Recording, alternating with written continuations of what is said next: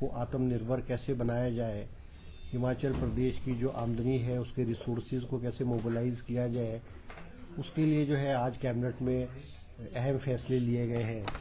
जिनमें से कि सबसे महत्वपूर्ण फैसला जो है वो जो ये जांगन थोपी पावरी हाइडल प्रोजेक्ट है जो 780 मेगावाट का है, इसको हिमाचल प्रदेश पावर कॉरपोरेशन को जो है आज कैबिनेट ने अलॉट किया है। इसके अलावा जो है और पंप स्टोरेज जो है, pump storage hydro electric power projects जो है वो हिमाचल प्रदेश में विकसित किए जाएंगे। उसमें पंप स्टोरेज में 1630 मेगावाट जो है उसकी बिजली का उत्पादन होगा, जिसमें से रेणुका डैम जो है, रेणुका डैम का जो रिजर्वायर बनेगा उसके लिए 1630 मेगावाट और 270 मेगावाट जो है थाना प्लोन हाइडल प्रोजेक्ट के लिए जो है वो जो एलोकेशन जो है हिमाचल प्रदेश पावर कॉरपोरेशन को जो है वो की गई है। इसके अलावा जो है एक कैबिनेट की सब कमेटी बनी है, क्योंकि जो रोगी कल्याण समितिज थी हॉस्पिटल्स में, जो हॉस्पिटल्स की फंक्शनिंग को देखती थी और हॉस्पिटल्स को आत्मनिर्भर भी बनाते थे, मगर जाते जाते पूर्व की भारतीय जनता पार्टी की सरकार ने जो है रोगी कल्याण समितिज को ख़त्म किया और इनके जो चार्जेस और जो और चीज़ें थी उसको ख़त्म किया। उसको रोगी कल्याण समितिज को कैसे रिवाइव किया जाए और इनको कैसे फाइनेंशियली वायबल बनाया जाए, उसके लिए हेल्थ मिनिस्टर श्री धनीराम शांडिल जी की अध्यक्षता में एक कैबिनेट की सब कमेटी बनी है, जिसमें अनिरुद्ध सिंह जी पंचायती राज मिनिस्टर, राजेश धर्मानी जी टेक्निकल एजुकेशन मिनिस्टर और हमारे यादविंदर गोमा जी जो है आयुष मिनिस्टर है, वो एक कैबिनेट सब कमेटी बनाई और वो रिकमेंड करेगी कि जो रोगी कल्याण समिति को किस तरह से स्ट्रेंथन किया जाए, किस तरह से फाइनेंशियल वायबल बनाया जाए और हॉस्पिटल्स की जो दशा है वो चाहे इन टर्म्स ऑफ टेस्ट है, चाहे in terms of other machineries और इक्विपमेंट्स है, उसको कैसे ठीक किया जाए, उसके लिए कैबिनेट सब कमेटी बनी है। इसके अलावा कैबिनेट ने जो है, क्योंकि कैबिनेट सब कमेटी ने जो हमें राज्य हिमाचल प्रदेश राज्य चयन आयोग के जो पोस्ट कोड 3903 और 93939 इनको कैबिनेट सब कमेटी ने क्लियर किया था, आज कैबिनेट में एजेंडे में लगा और कैबिनेट ने भी जो है ये इनके क्लियर कर दिए हैं कि इनके रिजल्ट जो डिक्लेयर किए जाएंगे। इसके अलावा जो है हमारे जो SCERT सोलन में है और हमारे डाइट्स के जो है 12 डाइट्स डिस्ट्रिक्ट्स में है, उनकी जो है ट्रेनिंग के लिए और उनको जो है एकेडमिक रिसर्च और क्वालिटी इंप्रूव, एजुकेशन की क्वालिटी इंप्रूव करने के लिए जो है डिसाइड उसने किया है कि भाई उसमें प्रोफेशनलिज्म और उसमें कुछ चेंजेस जो है वो किए गए हैं। इसके अलावा जैसे मुख्यमंत्री जी ने हिमाचल प्रदेश के जो नौजवान हैं उनकी शिक्षा में आगे कैसे बढ़े, एक स्कीम की है डॉक्टर यशवंत परमार रोजगार योजना, ऋण योजना, जिसमें 1% लोन पे जो है आपको एजुकेशन करने के लिए लोन मिलता है।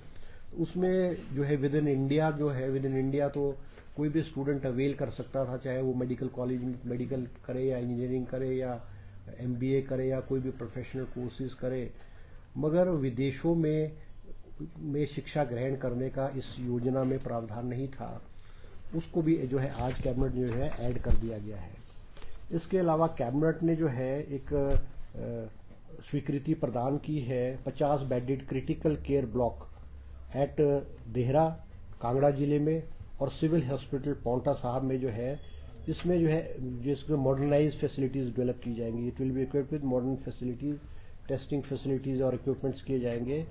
ये इसको प्रावधान किया गया जिसमें कि हर अस्पताल में 25-25 करोड़ रुपए के जो है वो खर्च किए जाएंगे। इसके अलावा देरा में जो है सुपरिटेंडेंट इंजीनियर का जो है सर्कल ऑफिस के खोलने की भी स्वीकृति जो है आज कैबिनेट ने की है और इसके अलावा ब्लॉक मेडिकल ऑफिसर देरा में भी जो है खोलने की आज कैबिनेट ने स्वीकृति की है। इसके अलावा जो है कैबिनेट ने कि हिमाचल प्रदेश में जो हमारे जो नौजवान हैं उसको रोजगार के साधन विशेष करके सरकारी क्षेत्र में कैसे बढ़े, क्योंकि पिछले 1.5 साल में हिमाचल प्रदेश में लगभग कोई 22,000 पोस्टें अलग अलग डिपार्टमेंट में स्वीकृत की गई है। जिनमें से बहुत सारी में रिक्रूटमेंट भी कर दी गई है और कुछ में जो है रिक्रूटमेंट का प्रोसेस चला है। आज कैबिनेट ने इस को देखते हुए जो है फॉरेस्ट डिपार्टमेंट में जो है 100 पोस्टें असिस्टेंट फॉरेस्ट डिपार्टमेंट में असिस्टेंट फॉरेस्ट गार्ड की 100 पोस्टें स्वीकृत की गई है।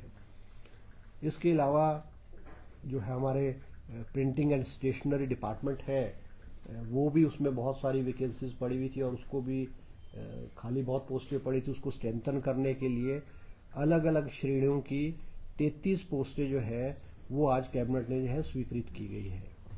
इसके अलावा जो है 2 पोस्टें जो है डीएसपी सुप्रिटेंडेंट ऑफ पुलिस की पोस्टें कैबिनेट ने स्वीकृत की गई है। एक पोस्ट डिस्पेंसर इन जेल मंडी में सैंक्शन की गई है। एक post assistant chemist and technologist की गई है होम डिपार्टमेंट में और 10 पोस्टें जो है वो एडवोकेट जनरल शिमला के ऑफिस में भी स्वीकृत की गई है। इसके अलावा जो है 6 पोस्टें जो है मेडिकल ऑफिसर डेंटल डॉक्टर्स की ईएसआई हॉस्पिटल्स में, क्योंकि डेंटल की पोस्टें नहीं थी। ईएसआई हॉस्पिटल शोगी है, कसौली है, जाबली है, ब्रोटीवाला है, नालागढ़ है और बद्दी है। इनमें 6 डेंटल डॉक्टर्स की पोस्टें जो है सैंक्शन की गई है।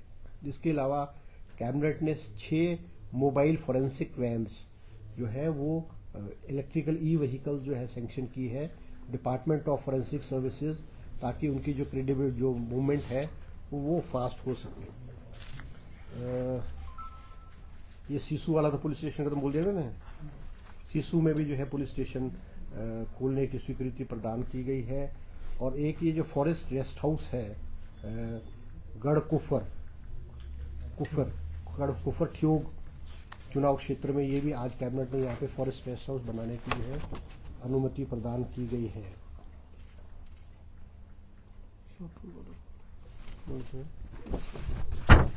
अभी शाहपुर में भी जो है एक हमारा इंस्टीट्यूट है धनवंतरी हिमाचल एजुकेशन सोसाइटी शाहपुर में, यहाँ भी जो है वो कैबिनेट ने आज जो है बीबीए और बीसीए की पोस्टें जो है सैंक्शन करने की आज स्वीकृति प्रदान की गई है।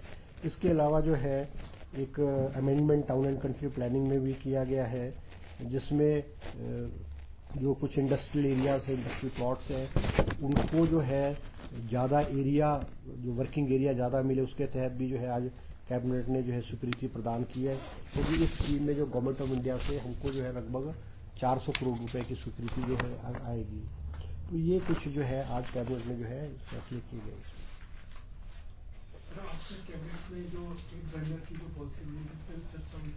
जो स्टेट वेंडर की जो पॉलिसी बननी है वो कैबिनेट में, क्योंकि आपको पता है कि विधानसभा में ये चर्चा हुई थी और मुख्यमंत्री जी ने स्पीकर साहब से रिक्वेस्ट किया था कि विधानसभा की कैबिनेट जो एमएलएस की कमेटी है वो बने।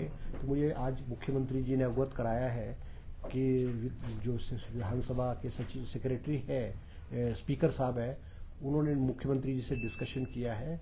उसमें कुछ मिनिस्टर्स को लिया जा रहा है, कुछ कांग्रेस के एमएलए, कुछ बीजेपी के एमएलए को लगते हैं। तो मुझे लगता आज या कल जो है स्ट्रीट वेंडर्स की जो पॉलिसी के लिए विधानसभा की कमेटी बनेगी उसकी नोटिफिकेशन 1-2 दिन में हो जाएगी।